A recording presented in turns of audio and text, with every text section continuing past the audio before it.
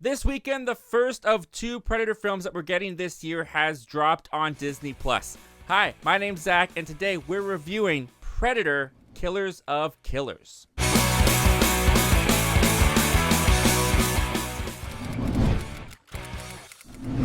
But before we get into the review, I started this YouTube channel because I cannot watch a movie without needing to talk about it afterwards. And if that sounds like you're in the right place. Consider hitting that subscribe button. Also, if you saw Predator: Killer of Killers, or if you're just interested and you're checking out this review to see if you're going to check it out, comment down below all your thoughts on Predator: Killer of Killers.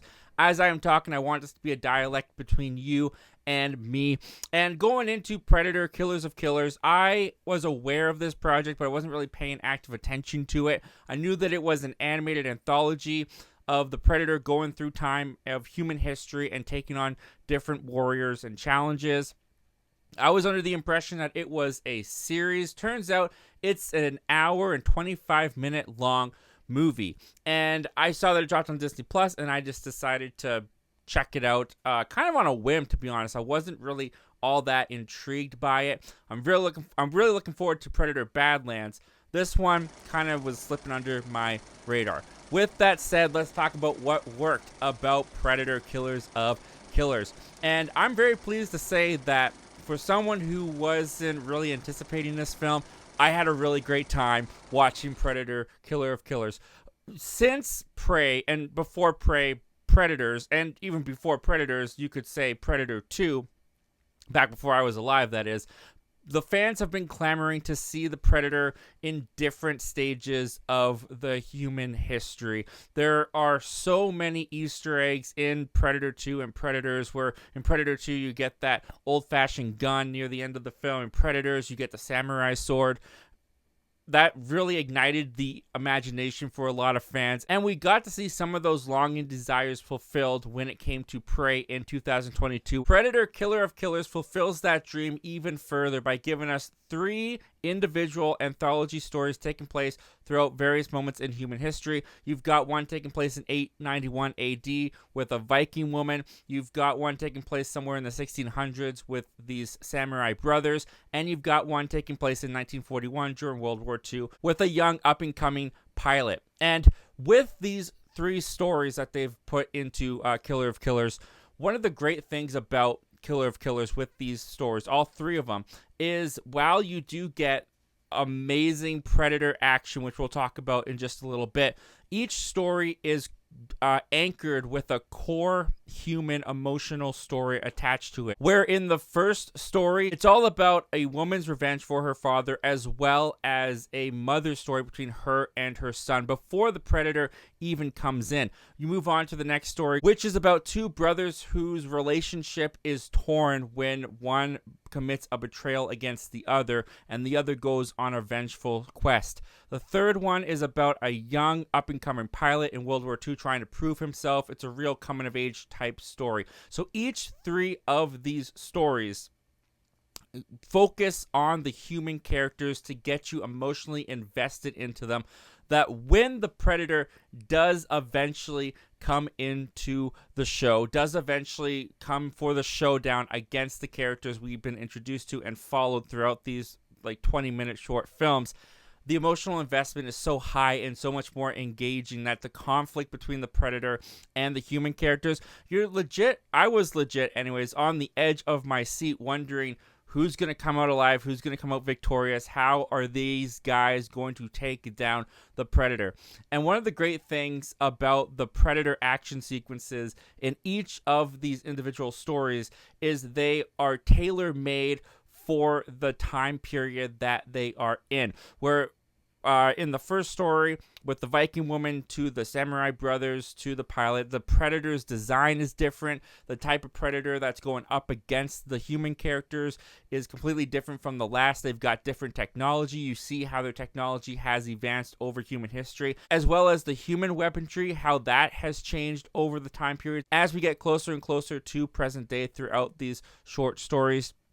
And when it comes to the Predator action in this, they really utilize the animation to give us some gnarly, nasty kills that you just really couldn't do in even an R-rated Predator live-action film. There's also some really great combat sequences in the short called The Bullet, focusing on the World War II pilot in particular. There's some great dogfight aerial battles going on between the human ships and the Predator ship that you just haven't seen before in a Predator content, and you probably couldn't do on the big screen in live action because it would cost way too much of a budget for the live action film to pull that off. So using the animation and taking advantage of that medium, they're able to do some really great stuff all throughout this entire film. And the kills come fast and furious. This is only an hour and 25-minute long movie, and it is almost non-stop action and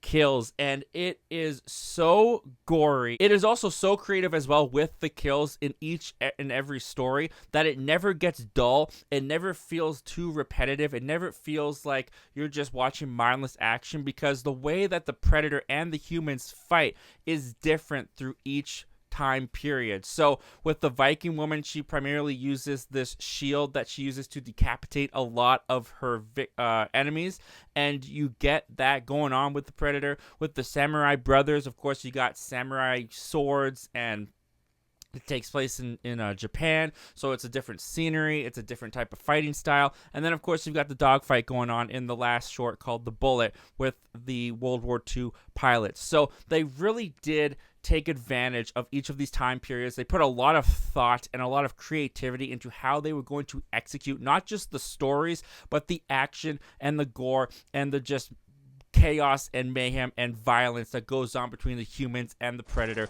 And all throughout the entire thing, it is a ton of fun. Moving on really briefly to some of what did not work for me in Predator Killers of Killers. Again, this is a very short film. It's an anthology film. You just get these little stories. But at the end of the film, there is a fourth story that tries to pull together all of the previous stories that we saw. And there's also some mystery kind of sprinkled out in between each of the short stories that alludes to a bigger picture. And when it gets to that bigger picture, when it does go for that more ambitious final act, so to speak, where it tries to pull all these characters and all of these stories together, it's not bad by any means. It's still entertaining. There's still some fun expansion that they do to the Predator lore.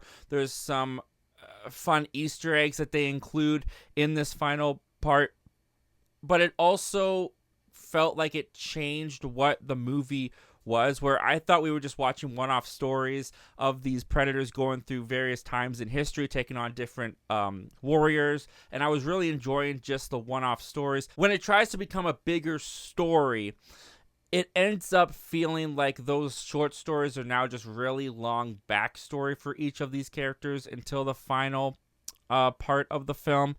And again, the final part of the film is not bad. I was still pretty entertained, but it was different than what I was watching before, and I was very aware that it was different than what I was watching before. It also has implications for the Predator franchise going forward that was not expected. There's some things that happen in this final part where it does change what we saw. For example, with the ending of Prey, without giving too much away, it does have this connectivity to it, as well as to some of the other Predator films in the franchise. So in that way, it could be kind of fun to see how they connect it back to the entire franchise as a whole, as opposed to just being kind of its own separate one-off thing as it was feeling before.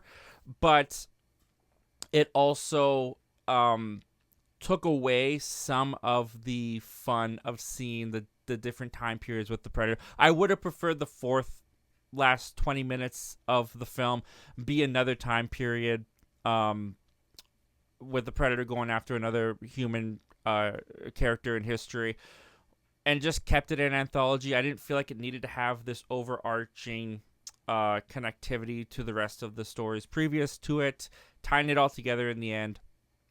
Also setting up for what feels like a sequel or maybe a spin-off TV series moving forward.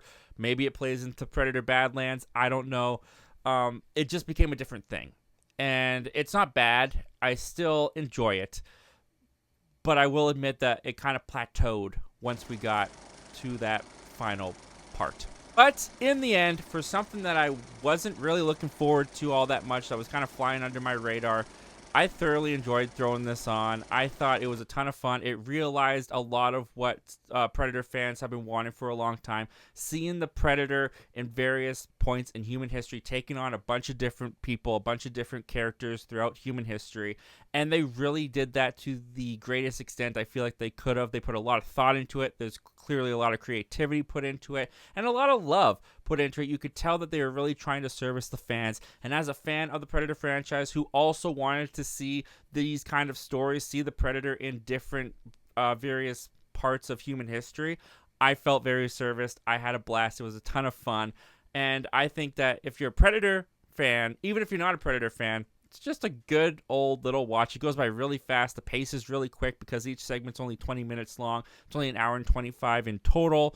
So I'm going to give Predator Killer of Killers a solid recommend. The fact that it's even just streaming on Disney Plus makes it really convenient and easy to just pop on. If you like content like this, I've got some more content you can check out right up there. That's the most recently uploaded video to the channel, and right over there is what YouTube thinks will be the best video for you to watch on the channel. As always, guys, thank you so much for watching. Leave me your comments down below about Predators of Killers. I'd love to see all of your guys' thoughts and opinions. Don't just watch movies, talk movies. I'll see you guys next time. Take care.